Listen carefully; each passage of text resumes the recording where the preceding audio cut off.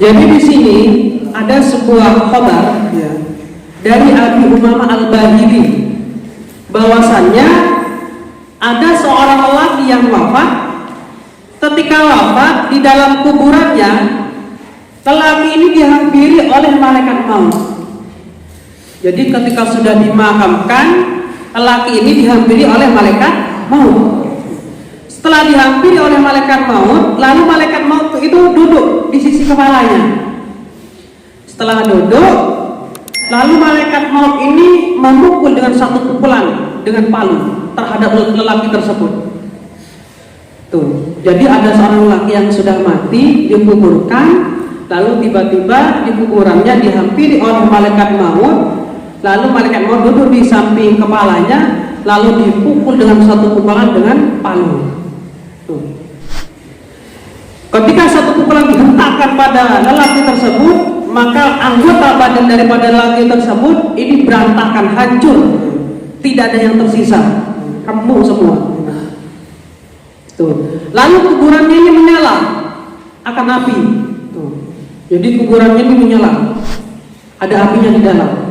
Ketika setelah memukul malaikat maut tersebut terhadap laki, lalu malaikat maut tersebut bilang terhadap laki tersebut, "Kum biidznillah, bangun, jangan izin Allah."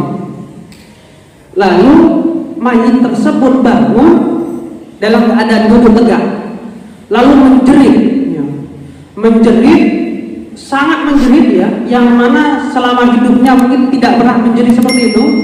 Jeritannya ini didengar ya antara langit dan bumi. Makhluk antara langit dan bumi ini mendengar akan jeritannya. Manusia dan jin tidak bisa mendengar. Itu. Jadi menjerit karena sudah dipukul, lalu sama malaikat maut suruh bangun, "Kum biidznillah, bangun." Lalu menjerit. Jeritannya ini sampai langit dan bumi.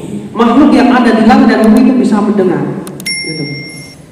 Lalu lelaki tersebut bertanya terhadap malaikat maut, "Lima fa'alta hada?"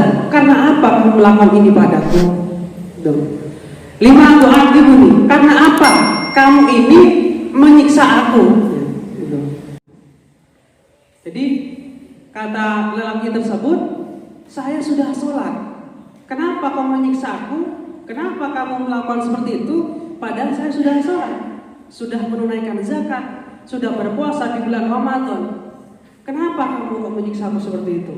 Akhirnya dijawab oleh malaikat, "Wa'adzibuka, saya menyiksamu ya, bi'annaka marorta ya, bi'annaka marorta yauman bimadlum." Karena suatu hari ketika kamu masih hidup, kamu lewat dalam suatu jalan, kamu bertemu dengan orang yang didolimi. Dan orang didolimi tersebut minta bantuan, kamu malah tidak membantu. Karena ini saya menyiksamu. Itu yang pertama. Yang kedua, karena kamu ini pernah sholat, cuma tidak mensucikan dari kencingnya. Mungkin tidak istinja orang tersebut. Bahasa Maduranya ta'akela. Tuh, tidak disucikan. Mungkin dalam perjalanan, mungkin sangat terlalu tidak bisa nahan kencing, tiba-tiba kencing di pinggir jalan, di pepohonan. Akhirnya dia tidak disucikan, tidak istinja gitu. Jadi karena dua ini, yang pertama malaikat maut tersebut menyiksa lelaki tersebut karena dia tidak menolong orang yang didolimi, yang mana pada waktu itu butuh pertolongan. Yang kedua, lelaki tersebut pernah suatu hari sholat, namun dirinya itu masih dalam keadaan najis karena kencingnya, artinya tidak disucikan. Di sini sudah jelas bahwasannya dalam hadis itu dijelaskan menolong orang yang didolimi hukumnya wajib. Menolong orang yang didolimi hukumnya wajib. Tuh, sebagaimana dalam hadis Nabi, barang siapa melihat orang yang didolimi, ya, lalu orang yang didolimi tersebut minta bantuan dan dia tidak mau membantunya, maka orang tersebut nanti di kuburannya akan dipukul dengan 100 cambukan dari api neraka. Oleh sebab itu, ketika ada orang yang didolimi, kita harus bantu. Orang tersebut minta bantuan terhadap kita wajib bantunya gitu. Jangan pas ketika ada orang yang dianiaya, didolimi ya, kita diam saja padahal dia minta bantuan, kita biarkan. Nah, efeknya nanti di alam kubur yang mana pada waktu itu langsung dihampiri oleh malaikat maut. Ya. Masih kening jatah oleh malaikat maut, masih kening jatah di malaikat mungkar nakir. Itu pun kalau bisa jawab pertanyaan daripada malaikat mungkar nakir itu. Tugasnya malaikat maut memang mencabut nyawa.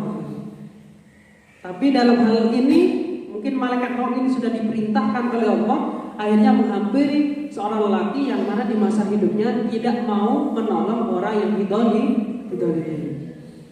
Oleh sebab itu menolong orang yang didolimi hukumnya wajib. Tuh, jadi kalau ada teman kalian didolimi, dikeroyok, ya bela, ditolong, minta bantuan terhadap kita bantu gitu loh, jangan dibiarkan. Nanti efeknya kalian nanti di kuburan, ya kening pebihir malaikat maut itu. Paham saya di sini? Santri putri paham ya? Semoga kita mendapatkan ilmu yang manfaat barokah dunia.